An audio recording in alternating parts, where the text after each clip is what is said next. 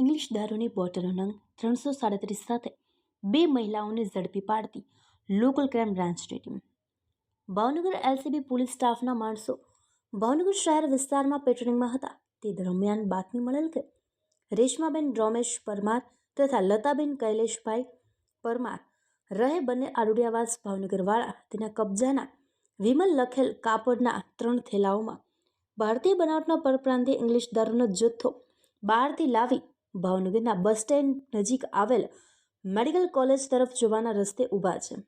જે બાતમી આધારે બાતમીવાળી જગ્યાએ રેડ કરતા ઇંગ્લિશ દારૂની બોટલો 180 mlની બોટલ નંગ 237 જેની કિંમત ₹28,440 અને 90 mlની બોટલ નંગ 100 જેની કિંમત ₹7,500 મળી કુલ કિંમત ₹35,940ના મુદ્દામાલ સાથે હાજર મળી આવેલ.